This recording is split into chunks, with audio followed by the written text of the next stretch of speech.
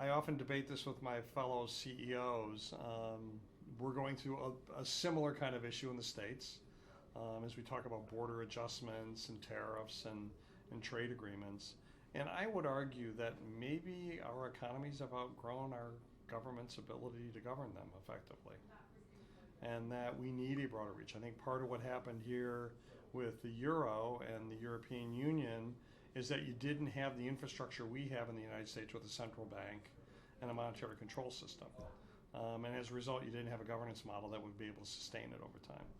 And so I think it's an issue that we're going to have to wrestle with in some way, because our company's global now. We paid for healthcare in every country in the world last year. And so how does that relate to what our government's doing to us in the United States, or regulating us in the United States when we're in every other country in the world? But as far as you're concerned, there's no reason why you wouldn't regard the UK as a less attractive place in which to do business as a result of Brexit. All healthcare is local.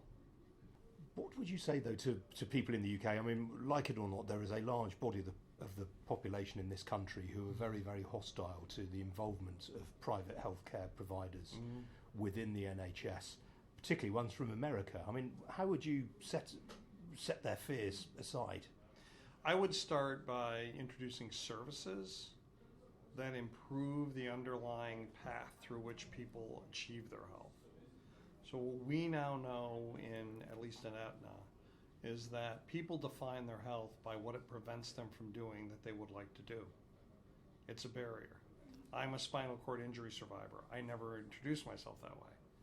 I have a problem with my golf game and playing the piano as a result of my spinal cord injury.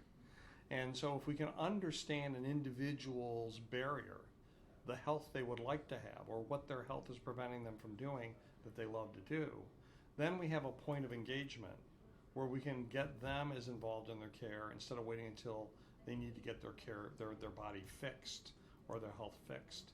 What about the US healthcare system at the moment? I think earlier this year you said that Obamacare was in a death spiral. Yes.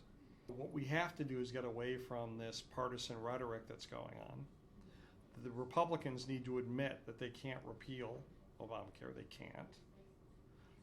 By the processes and procedures of the Senate, and turn around and say to the other side of the aisle, let's build a bipartisan fix to the ACA and move forward.